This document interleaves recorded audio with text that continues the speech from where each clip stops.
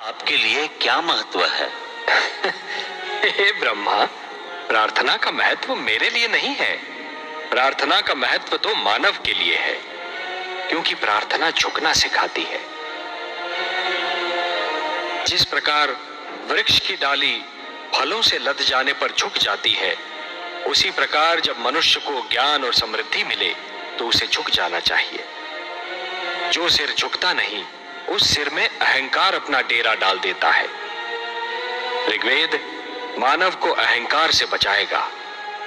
ऋग्वेद मानव को यह सिखाएगा कि सिर किसके आगे झुकाना चाहिए और कैसे झुकाना चाहिए। आप सच्चिदानंद हैं, सत हैं, चैतन्य हैं, चित हैं और आनंद स्वरूप हैं। आपके विचार भी आप ही की भांति आनंददायक हैं नीलकांत। मुझे शेष वेदों की महानता से भी अवगत कराने की कृपा करे प्रभु। ये यजुर्वेद ये मानव को यह बताएगा कि मैं यज्ञ में निवास करता हूं। हे सृष्टि रचयिता, जीवन का दूसरा नाम है कर्म। जब कोई कर्म दूसरों की भलाई के लिए किया जाता है तो उसे यज्ञ कहते हैं। यज्ञ परोपकार का दूसरा नाम है और परोपकार दूसरों की भलाई करने का सर्वोत्तम गुण है। हे ब्रह्मा, जैसे एक रस्सी के बिना जल से भरा हुआ डोल कुएं से बाहर नहीं आ सकता, वैसे ही यज्ञ के बिना मानव जीवन भी अज्ञान के अंधकार से ज्ञान के उजाले में नहीं आ सकता। और यही संदेश देगा मानव को ये यजुर्वेद। मुझे सामवेद का ज्ञान भी दीजिए प्रभु। सामवेद? हे ब्रह्मा, आपकी सृष्टि के कण कण में संगीत बसा है। संगीत जो मन को मुग्ध कर देता है। संगीत कोयल की कूक में भी है और पपीहे की पुकार में भी, नदी की लहरों में भी है और झरने के बहाव में भी।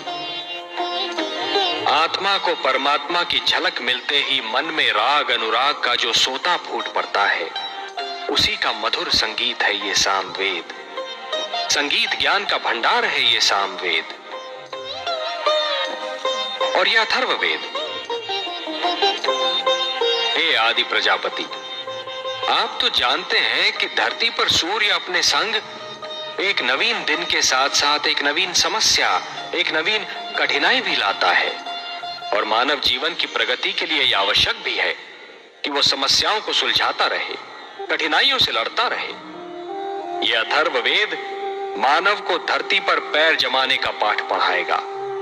उसके मन और शरीर को आपत्तियों विपदाओं से बचना सिखाएगा और समस्याओं को सुलझाने का मार्ग दिखाएगा। हे सर्वेश्वर, ये वेद पाकर तो मानव धन्य हो जाएगा, वो श्रेष्ठ हो जाएगा। आप धन्य हैं प्रभु, धन्य हैं। अपने आप्त वचन के रूप में संसार को ये अनुपम भेंट दे रहे हैं। हे ब्रह्मा, यदि मानव ने इन वेदों की रक्षा की तो ये वेद भी मानव की रक्षा करेंगे। धर्मो रक्षति रक्षिता। मैं चाहता हूं कि मेरी वाणी को सुरक्षित रूप से आप मानव जाति तक पहुंचा दें। ये कार्य तो आप ही कर सकते हैं ब्रह्मा जी। मैं आपके आदेश का सहर्ष पालन करूंगा सर्वेश्वर। हे ज्ञानकोश, आओ मेरे साथ।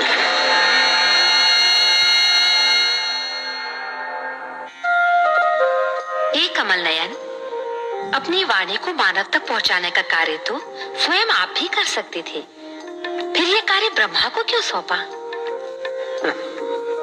महादेवी, मेरी वाणी में तो जीवन का वरदान है, मानव संस्कारों का समावेश है।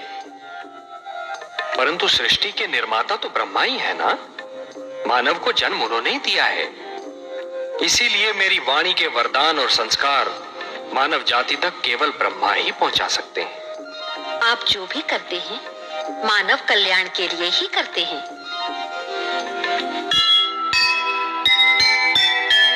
जग है रचना